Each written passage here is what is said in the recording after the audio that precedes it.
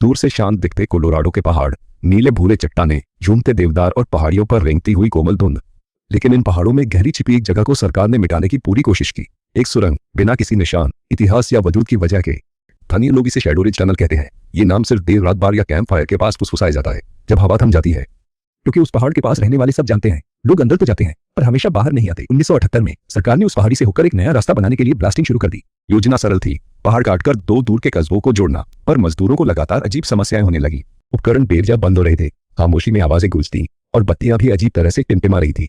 शिकायत थी कि सुरंग सांस लेती है, जैसे अंदर की हवा दिल की धड़कन की तरह लय में चलती हो। ज्यादातर ने और गहराई में जाने से साफ इनकार कर दिया। वे सब निडर खनिक और निर्माता थे, पर सुरंग के अंदर किसी चीज ने उन्हें बेचैन कर दिया था। सरकार ने हर चेतावनी को अनदेखा कर दिया।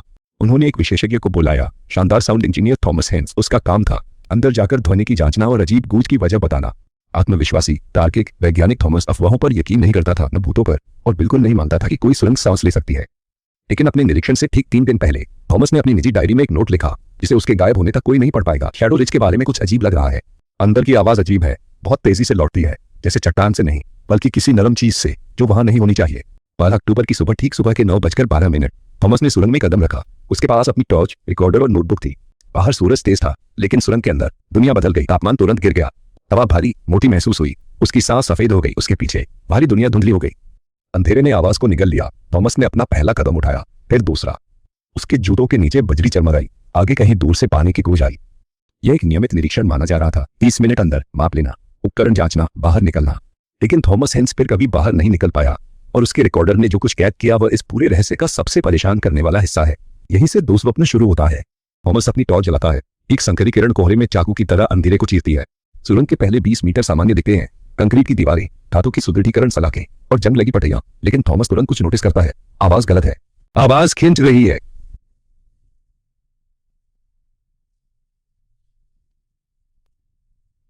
वह अपने रिकॉर्डर पर क्लिक करता है। ध्वनिक विकृति मौजूद है, गूंज अस्वाभाविक रूप से संकरी हो रही है।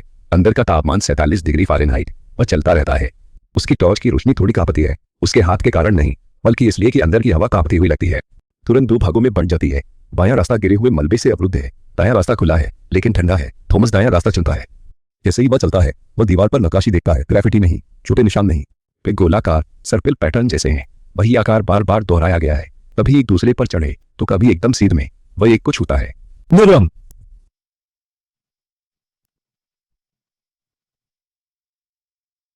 उसका रिकॉर्डर उसकी फुसफुसाहट पकड़ता है। चट्टान ऐसी नहीं लगनी चाहिए, कुछ कदम आगे बढ़ देगी। अचानक जमीन कांपती है, हल्की पर लयबद्ध, लगभग सांस लेने जैसी। थॉमस तुरंत रुक जाता है। वह अपनी सांस रोक लेता है। सुरंग में सन्नाटा छा जाता है, एकदम सन्नाटा। फिर अंदर कहीं गहरे से सांस छोड़ने की एक हल्की गूंज आती है, धीमी, लंबी, गीली। थॉमस फुसफुसाता है, क्या यहाँ कोई है? कोई जवाब नहीं, केवल एक और सांस छोड़ने की आवाज इस बार और करीब से। थॉमस एक कदम पीछे हटता है और सांस छोड़ना अचानक रुक जाता है, जैसे उसने किसी को चौंका दिया हो।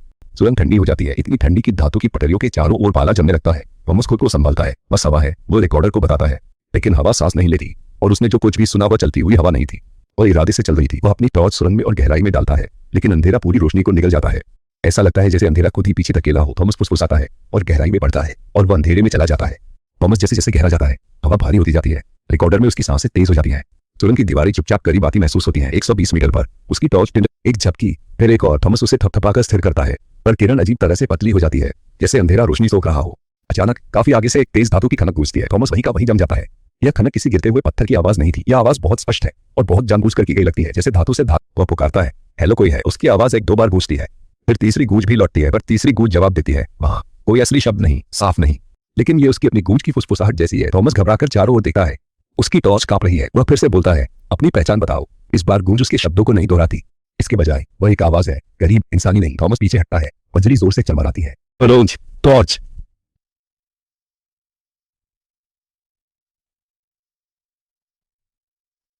वहां कुछ नहीं, पर खरोचने की आवाज आ रही है ठीक उसके कान के पास। वो घूमा सन्नाटा, फिर किसी और के धीमे घिसते कदम सुरंग में अंदर से आते हुए। थॉमस सांसें काबू करने की नाकाम कोशिश करता है। वो फुसफुसाता है, यहाँ मेरे साथ कोई है, लेकिन रिकॉर्डर कुछ भयानक पकड़ लेता है। उसकी सांसों में मिली एक और सांस है, भारी, गीली, गुड़गुड़ाती हुई, जो पीछे नहीं बल्कि उसके ऊपर है। थॉमस अपनी टॉर्च ऊपर की ओर करता है और रोशनी छत पर चलती हुई किसी चीज से टकराती है। एक बड़ी विकृत परछाई सुरंग की घुमावदार छत पर धुएं की तरह खामोशी से रेंग रही है। सन।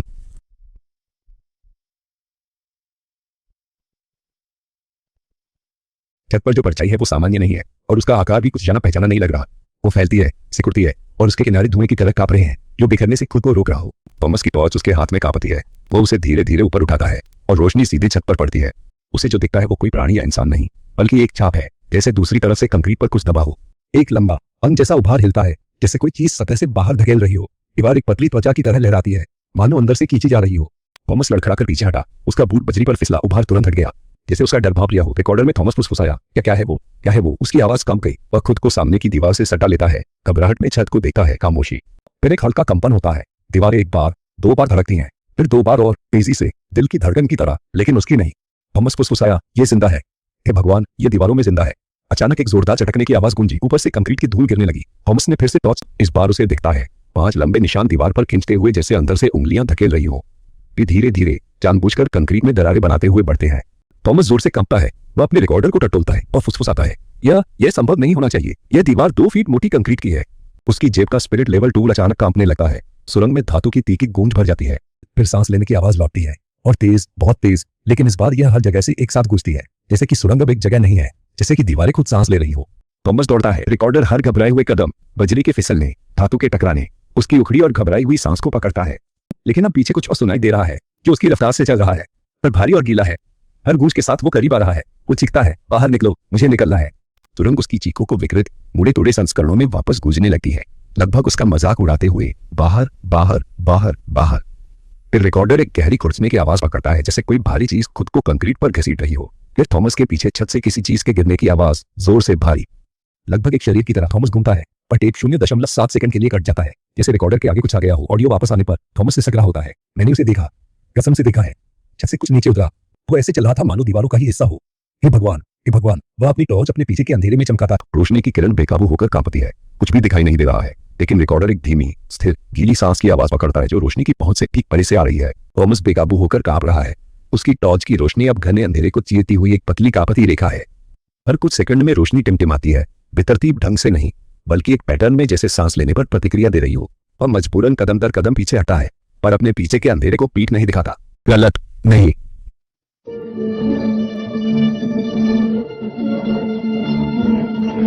थॉमस को अचानक एक बहुत ही भयानक एहसास होता है। यह सुरंग ब्लूप्रिंट के नाम से बिल्कुल अलग है। उसे तो कई मिनट पहले ही सपोर्ट बीम तक पहुंच जाना चाहिए था, पर वो वहां नहीं है। सुरंग अलग है, बदल रही है। वह दीवारों पर टॉर्च की रोशनी डालता है। जो सर्पिल नक्काशी उसने पहले देखी थी, अब वे और भी ज्यादा है। सैकड़ों, एक दूसरे पर परतदार, जैसे कि कोई चीज दशकों से लगातार नक्काशी कर रही हो। वो अनजाने में एक सर्पिल खांचा छूता है और हाथ झटक लेता है। गरम, दीवार गर्म है। तभी गहरी गड़गड़ाहट से सुरंग कांप उठती है। भूकंप जैसा नहीं, बल्कि एक पतली बाधा के पीछे किसी बड़े प्राणी के अपना वजन बदलने जैसा। छत से धूल गिरती है, छोटे पत्थर लुढ़कते हैं, धातु की मजबूती देने वाली छड़ें दबाव में कराती है। थॉमस रिकॉर्डर में चीखता है, सुरंग हिल रही है, यह हिल रही है। गड़गड़ाहट तेज हो जाती है, टॉर्च जोर से टिमटिमाती है। थॉमस दौड़ता है, और उसके नीचे जमीन ऐसे उछलती है, जैसे नीचे से कोई धक्का दे रहा हो। वह जोर से गिरता है और पटरियों पर जा टकराता है। रिकॉर्डर उसके बगल में खड़खड़ाता है और उसकी सांस अटक जाती है। वह पीछे मुड़कर देखता है और कुछ भयानक दिखता है। दीवार में एक बड़ा उभार बन जाता है, धड़कता हुआ, भड़कता हुआ, बाहर की ओर धक्का हुआ, कंक्रीट पर दबाव डालता हुआ। फिर छत पर एक बड़ी दरार पड़ जाती है। कंक्रीट किसी कागज की तरह फट जाता है और सरिये बेलों की तरह मुड़ जाते हैं। यह देखकर थॉमस जितनी तेजी से हो सके घबराकर पीछे की ओर रेंगता है। इस बीच उभार बढ़ता रहता है, जब तक कि एक बड़ा निशान बाहर की ओर नहीं धकेलता। एक हथेली जैसा आकार, उंगलियां फैलती हुई, दबाव डालती हुई, और रिकॉर्डर एक गहरी, कंठ से निकली सांस छोड़ने की आवाज पकड़ता है, जो थॉमस की ओर बजरी उड़ाती है। भले ही वहां कुछ भी दिखाई नहीं दे रहा है, वह आंसुओं के बीच फुसफुसाता है, कृपया रुक जाओ। दबाव बढ़ा, सुरंग चरमराई, फिर एक कान फाड़ देने वाला धमाका हुआ।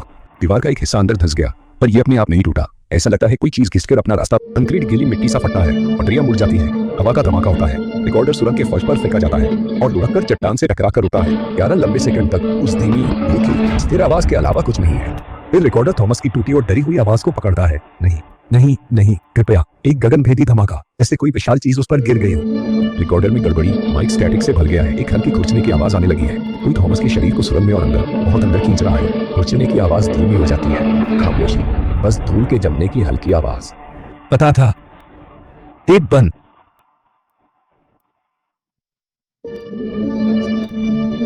थॉमस के आखिरी रेडियो चेक इन के 3 घंटे बाद कंस्ट्रक्शन टीम ने उसके गायब होने की खबर दी। शुरू में सुपरवाइजर्स ने सोचा कि वो बस रीडिंग्स लेने के लिए सुरंग में और अंदर चला गया होगा, लेकिन जब कोई जवाब नहीं आता, इमरजेंसी कॉल पर भी नहीं, तो वे स्थानीय अधिकारियों को सूचित करते हैं। जब तक बचाव दल शैडो रिच पहुंचता है, प्रवेश द्वार के बाहर खड़ा होना भी गलत महसूस होता है। हवा अजीब ठंडी है, सुरंग सांस की तरह कोहरा छोड़ रही है। 14 साल अनुभवी कप्तान एलन ब्रूक्स रेडियो पर टीम इमारत में घुस रही है। आगे कुछ नहीं दिख रहा, हवा अजीब है। सुरंग के अंदर पहले 30 मीटर तक सब सामान्य है, फिर उन्हें थॉमस का रिकॉर्डर आधा धूल में दबा हुआ मिलता है। धातु का कैसे बिचका है पर गिरने से नहीं, लगता है ऊपर से किसी भारी चीज ने इसे दबाया है। बचाव दल बन गया, दो आगे गए और दो सबूत जुटाने के लिए पीछे रुक गए। वे थॉमस को पुकारते हैं, गूंज अजीब तरह बिगड़ कर लौटती है। बचाव कर्मी देखते हैं, अंदर तापमान 28 डिग्री गिरा है। उनकी सांस तुरंत भाप बनती है। उनमें से एक कहता है, दीवारों से फ्रीजर जैसी हवा आ रही है। फिर उन्हें थॉमस की टॉर्च मिली, जो अभी भी गर्म और चालू थी और बैटरी 94% थी, मानो खर्च होना बंद हो गई हो। इसका कोई मतलब नहीं है। फिर टीम लीडर सुन्न हो जाता है, उसकी टॉर्च दीवार पर पड़ती है। ताजी दरारें, उंगलियों जैसे लंबे निशान जो अंदर से दबे हैं। वह तुरंत ही बैकअप बुलाता है। जैसे ही वे दीवार का निरीक्षण करते हैं, मेडिक कांपने लगता है। कंक्रीट की सतह पर पैटर्न सर्पिल है, सैकड़ों, कुछ खुदे हुए, कुछ नीचे से उभरे हुए, कुछ हल्के से धड़क रहे हैं, जैसे कंक्रीट के पीछे कोई सांस ले रहा हो। मेडिक फुसफुसाया, ये पहले यहाँ नहीं थे, कोई कुछ कर पाता। उससे पहले सुरंग कांप उठी, धूल गिरी, धातु के बीम करा उठे। बचाव दल तुरंत पीछे हटता है। कप्तान चिल्लाता है, सब फौरन बाहर निकलो। वे निकास की ओर दौड़ते हैं, लेकिन कुछ और होता है। सभी रेडियो एक अजीब स्टैटिक उत्सर्जित करते हैं। सामान्य स्टैटिक नहीं, एक आवाज ऊंची खींची हुई, मानवीय स्वर से परे विकृत। एक शब्द दोहराते हुए नीचे रेडियो बंद हो जाते हैं। सब लोग भागते हैं। बाहर वे आखिरकार सांस लेते हैं, लेकिन फिर वे कुछ भयावह दिखते हैं। गंध सूंघने वाला हर कुत्ता अंदर जाने से मना कर देता है। वे सब अपनी पूंछ दबाए गुर्राते हुए अपने पट्टे खींचते हैं। एक कुत्ता उल्टी कर देता है, दूसरा कुत्ता सुरंग के मोहने पर चिल्लाता है, मानो अंधेरे से कोई उसे घूर रहा हो। कप्तान आदेश देता है, हम इस जगह को अभी सील कर रहे हैं। 24 घंटों के भीतर सरकारी गाड़ियां साइट पर भर जाती। अजमत सूट, गाइगर काउंटर, ध्वनिक डैम्पनर और अनजान उपकरणों के साथ सैन्य इंजीनियर पहुंचे। मजदूरों को हटाया, कैमरे जब्त किए, रिपोर्टें मिटा दी गई। सुरंग को प्रबलित कंक्रीट और स्टील की बाधाओं से भर दिया जाता है, एक के बाद एक खंड, जब तक कि कोई हवा पार न हो सके। 48 घंटों में शैडो रिज सुरंग को सारे पब्लिक डॉक्यूमेंट से मिटाकर केस बंद हुआ। लेकिन 2 हफ्ते बाद थॉमस की पत्नी को दरवाजे पर एक भूरा लिफाफा मिला, बिना रिटर्न एड्रेस के। अंदर सुरंग के नक्शे की एक कॉपी, एक छोटी चाबी और एक हाथ से लिखा नोट है। वह ढहने में नहीं भरा, उसे और गहराई में ले जाया गया। जोन 6 अभी भी सांस लेता है। कक्षा कुछ ऐसा दिखाता है जो किसी भी कार्यकर्ता ने कभी नहीं देखा। दर्ज की गई गहराई से बहुत नीचे एक छिपा हुआ कक्ष। कक्ष 3 शब्दों से चिन्हित है, पहुंच प्रतिबंधित। नीचे सुनता है, नोट के नीचे सिर्फ लिखा है, दीवारों पर भरोसा मत करना। नक्शा मिलने के 3 दिन बाद थॉमस की पत्नी लिडिया शेरिफ के कार्यालय जाती है। वो लिफाफा, चाबी, नक्शा लाती है, पर शेरिफ उलझन में है। वो बोला, हमने ये कभी नहीं भेजा, इस नक्शे की कॉपी यहाँ किसी के पास नहीं है। सुरंग एक सीधा रास्ता थी, कोई जोन 6 है ही नहीं। लेकिन लिडिया अपने पति की लिखावट जानती है, निशान उसी के थे। शेरिफ अनिच्छा से लिडिया को बंद दरवाजों के पीछे जांच दल से मिलने की अनुमति देता है। छोटे से कमरे के अंदर 6 लोग हैं, 2 जासूस, एक भूविज्ञानी, एक सैन्य प्रतिनिधि और 2 इंजीनियर। मेज पर थॉमस का रिकॉर्डर पड़ा है। जब लिडिया अंदर आती है तो सब चुप हो जाते हैं। एक जासूस प्ले दबाता है। कमरा थॉमस की सांस लेने, दौड़ने, रोने, मदद के लिए चिल्लाने की आवाजों से भर जाता है। फिर एक धीमी गीली सांस की आवाज उसकी अपनी सांसों पर छा जाती है। माइक के बिल्कुल करीब से सुनकर सब लोग एकदम अकड़ जाते हैं और अंत में जब 3 थपथपाहट होती है तो भूविज्ञानी को साफ तौर पर कम भी छूट। ये किसी इंसान का काम नहीं। स्पेक्ट्रल रेंज देखो, गड़बड़ है। एक सैन्य अफसर कहता है, श्रीमती हेंस, आपके पति ढहने से नहीं मरे। वो सुरंग के उस हिस्से में पहुंच गया जिसके बारे में हमने कभी किसी को नहीं बताया। लिडिया कांपते हुए पूछती है, जोन 6। सब लोग सुन हो जाते हैं। तुम ये नाम कैसे जानती हो? प्रतिनिधि पूछता है। वह लिफाफा मेज पर रखती है। यह इसमें था। प्रतिनिधि नक्शा उठाता है, उसके हाथ कांपे हैं। फिर वह एक ऐसा वाक्य कहता है जो कमरे में मौजूद सभी को कंपा देता है। जोन 6 एक कक्ष नहीं था, ये एक नियंत्रण क्षेत्र था। लिडिया फुसफुसाती है, रोकथाम किस लिए? रेप जवाब नहीं देता। वो बस कहता है, हमें बताया गया कि प्रोजेक्ट रद्द हो गया था क्योंकि पहाड़ अस्थिर था। ये झूठ था। भूविज्ञानी कहता है, हमने एक भूमिगत गुहा का नक्शा बनाया, वो बिल्कुल गोल है, कोई कुदरती बनावट ऐसी नहीं होती। और अंदर कुछ खिसक रहा हो, ऐसी हलचल थी। जासूस पीला पढ़कर पूछता है, कैसी हलचल? भूविज्ञानी घूंट भरता सांस लेता है। कमरे में खामोशी छा जाती है। अचानक सबूत कैबिनेट से धातु पटकने की जोरदार आवाज गूंजती है। सब लोग उछल पड़ते हैं। जासूस हथियार निकाल लेता है। वे भागकर कैबिनेट का दरवाजा खोलते हैं, पर अंदर कुछ भी नहीं हिलता। लेकिन थॉमस का रिकॉर्डर अपने आप शेल्फ पर खिसक गया है। वो अब किनारे पर पड़ा है, मानो उसे किसी ने धक्का दिया हो। कमरा सन्न रह जाता है। अफसर तुरंत कैबिनेट बंद कर ताला लगा देता है। वो सिक्योरिटी को बुलाकर लिडिया को देखता है, मिसेज हेंस, हमें आपको अभी घर ले जाना होगा। आप ही? लिडिया पूछती है, क्यों, क्या हो रहा है? वह एक गहरी सांस लेता है। उस सुरंग में जो कुछ भी है, जिसने भी तुम्हारे पति को लिया है, वह अब सिर्फ पहाड़ तक ही सीमित नहीं है। खौफ से लिडिया की आंखें फैल जाती हैं। रेप कहता है, ढहने से वो बंद नहीं हुआ, वो जमीन में और गहरा उतर गया है और आवाज का पीछा कर रहा है। अचानक लाइटें टिमटिमाती हैं और सब ऊपर देखते हैं। अल्प एक लय में भिनभिनाते और स्पंदित होते हैं, वही लय जो थॉमस ने ढहने से ठीक पहले रिकॉर्ड की थी। कमरे में एक ठंडी हवा का झोंका आता है। कागजों की सरसराहट, दरवाजा चरमराया, किसी ने छुआ नहीं। जासूस फुसफुसाया, वो यही है। बत्तियां बुझ गई। घना। फिर सबूतों के कैबिनेट के अंदर से 3 बार खटखटाने की आवाज आती है, ठीक वहीं जहां रिकॉर्डर बंद है। बत्तियां वापस चमक उठती हैं। चलो।